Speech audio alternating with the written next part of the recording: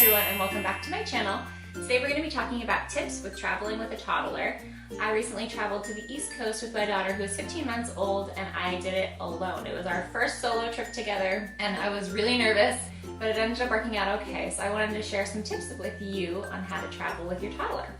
We actually traveled last year for Thanksgiving when she was an infant, so she was about a month and a half or so. So this can also be tips about traveling with your infant. I'll insert some of those tips too.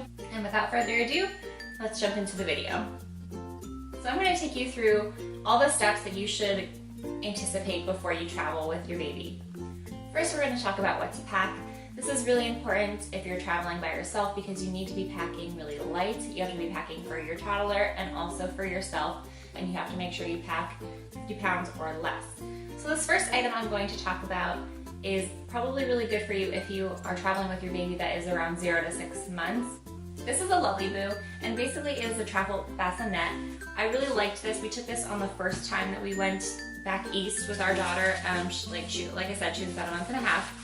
But it comes with these little backpack straps, which is really awesome, and then it also comes with this. You can also hang it off of like your stroller or something like that. It clips together like this, so that way it can unclip when you want your baby to go in. And this is really nice, especially if you're traveling with a partner, because this can sit on both of your laps in the airplane, and then the baby can sleep that way. If you're traveling by yourself, it might be something that you want to leave behind, just because this can be a little bit bulky, and then you might not have a seat next to you and it might go over into your partner's lap. So that's something to consider. But if you are traveling with somebody, this is awesome. Next thing I want to talk about is a front carrier. I have the Baby 360. I really enjoy that carrier. So you're going to be taking your baby in the front carrier through security. You're going to take them on and off the plane using this front carrier. Next is wet wipes. Wet wipes are super important. You could also bring hand sanitizer, but I prefer wet wipes. They kill 99.9% bacteria, and they wipe down, you can wipe down all the surfaces that you're touching. They come in a really easy to go pack. You can just whip them out and sanitize. So you definitely want to be packing some toys for your toddler while you're on the airplane, because entertainment is key to keeping your child happy through this entire process. I'm going to be going into what toys you should bring later on in the video. You definitely want to bring some snacks, some puffs, yogis for the babies, depending on the age of your baby. Milk is essential, and I'll go into milk in a little bit later. You also want to bring snacks for yourself, so turkey jerky, Velveeta crackers, which are great. My toddler loves them, I like them, so something that can kind of work for both of you. Also cheese, I really like those fast break snacks. It's like nuts and dried fruit and then cheese. Those are really great. My daughter loves string cheese, and a tip for the string cheese is to freeze it before you take it on the airplane. So that way when you get on there, it's at perfect temperature and it's not sitting out in room temperature for very long. You definitely want to be packing extra clothes for your baby. Every time I travel with my baby, I always make sure that they're wearing a one-piece suit. So I don't mess with shoes, I don't mess with socks. I stay away from that because you don't want to be searching the airport for a lost shoe or sock. I know my baby loves to take off her shoes and her socks. Definitely want to bring a pacifier, a boob, or a bottle, whatever you have. I'm sure you've heard this before, but it's really good to have them swallow and make those swallowing motions so that way they don't have a lot of inner ear pressure, and that's really helpful. So let's talk about milk.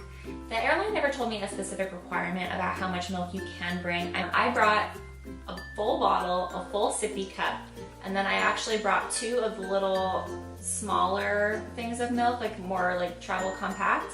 I brought 2 of those and they let me through, no problem. They just have to test all of your milk, so it takes a little bit longer. The more milk you have, obviously the longer it's going to take you getting through security, because they have to test all of the milk. But make sure you keep that milk separate and easily accessible when you're going through security, because you're going to have to take that out and put it on a special tray so that way they can take it away and test it. Ooh, another milk tip. For some reason, the kiosks do not sell milk. So if you don't want to bring your milk through security and you want to buy it there to kind of save on like what you're taking through security, I would recommend going to a cafe, because cafes normally always have whole milk. This only pertains if your kid drinks whole milk, obviously. It's so weird. I went through trying to find milk like last minute. They had vanilla milk, they had chocolate milk, they had almond vanilla milk, but they didn't have regular whole milk, or even just regular 2%, any kind of milk. They just didn't have it unless it had some kind of flavoring in it. You definitely want to bring an iPad or an iPhone that's fully charged for them, depending on your kids. Download things before you get on the plane. I know Netflix has an option that you can download a bunch of different things that you can use in airplane mode, or you can also subscribe to YouTube Red, which was really beneficial for me because my baby only likes to watch Baby Einstein and they didn't have that on Netflix. And you're allowed to download, I think, almost anything from YouTube if you're a YouTube Red subscriber. And then I think they give you like 3 months free, and then after that they make you pay, so you can cancel before that, because I'm pretty sure you can cancel at any time. Which reminds me, I should probably cancel. Audiobooks are really awesome also. This video isn't sponsored, but I listen to audiobooks all the time, and I made sure I had a lot of different books downloaded so that way I could be entertained as well. To be honest, I didn't even listen to them. The thing I didn't bring but I wish I had was those sticky placemats that you can take to restaurants and stick down, and that way you can put food on top of them. I couldn't find them anywhere. If you know where to get them, please leave them in a comment down below because I can't find them. I wish I had brought those, especially for the airplane to put on top of the tray table. Alright, let's get into toys. So moral of the story here is to not overpack and to not overbuy toys for the airplane. I bought so many things and my daughter ended up wanting to play with trash. Literally, she wanted to play with trash. She would walk around and pick up trash and give it to me to throw away. But that's what kept her happy. That being said, there were things that she did enjoy. For example, my pop socket. She thinks that this thing is so entertaining. She'll just pop it up, pop it back, pop it up, pop it back. She thinks it's really fun. She also just loves to play with my phone, just to scroll through stuff. I actually brought an iPad, a pretend iPad and a pretend iPhone for her. She couldn't care less. She just wanted my iPhone. Go figure. One thing that she really did enjoy was a Slinky. The Slinky was definitely the winner here. She loved watching it going up and down. Definitely her favorite toy. She's also really into books, so I brought a few books that she really enjoyed. I had this little key fob that had a few books on it, like little small books, and then the key fob had different sounds that correlated with the books. You could press them. She really did enjoy that. I went to the dollar spot at Target and I found a travel coloring book, which was really great because she really did enjoy that. It had like a few different crayons. It also comes with stickers in there, and she really enjoyed the stickers. The flight attendant actually gave my daughter a couple of cups when she was really unruly, and all she wanted to do was just put the cup in the other cup. We could make them, bang them together and make some noises, and she really enjoyed that as well. So again, trash. I got her this really cute Etch-a-Sketch at World Market, I believe, and she really enjoyed that for a little bit, but probably only played with it for about 10 minutes. On the stroller that we have, it actually has like a bunch of different clips to obviously restrain the child, and she figured out how to put them together. She couldn't take them apart, thank God. I would have to keep undoing them so that she could keep putting them back together, and that kept her entertained for hours. You guys, hours. Not on the flight, but in the airport when we had some travel mishaps. Sunglasses. My daughter loved playing with sunglasses for almost the whole descent of the flight. Okay, so let's walk you through the process of what you should expect during this whole process of getting on the plane. As soon as you arrive at the airport, you can go and check in your bags. It is free to check your car seat. So you can either gate check the car seat or you can check it when you check your bag, and it's free. I'll insert a picture, but I have this orange bag that I can put the car seat into, and it has like a drawstring. It also has like a little backpack on it. So I put my car seat and my car seat base, like because it's a click and connect, and I put both of them in there. They don't weigh this, and you don't have to pay for it. But something I didn't know until just recently is that you can bring somebody through security with you for free. They don't have to pay. All they have to do is give them their ID, and then they'll give them a ticket to get through security, but it doesn't get them on the plane. It's just to get them through security. I had no idea that you can have somebody help you through the airport, but that's a really good tip. So after that, you're gonna go head through security. You wanna make sure that you're carrying your child through security. It makes everything 10 times easier.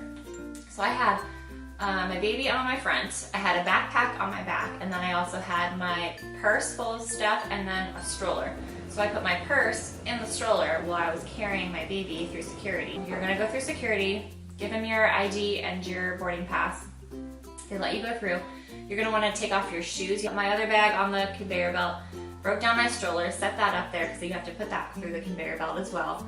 So that's the other thing. If you take your car seat through security, you do have to put that through the conveyor belt, and that takes up a lot of space and a lot of time. So my recommendation is to pre-check that. So you're putting everything on the conveyor belt. You want to make sure that you separate all of your milks, because you're going to put that on a separate tray. And then any medicine, I would put that in a clear plastic Ziploc bag. And then they're not going to make you go through the x-ray machine with your baby. They're going to have you go through the metal detector.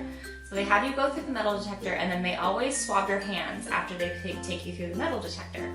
That might take like a minute or so. After that, you're gonna go and wait for your stuff, put back on your shoes, break down your stroller again, and then put your bag on the stroller, and then you have to wait for your milk because your milk is gonna be tested, and that does take quite a little bit of time. So that's security.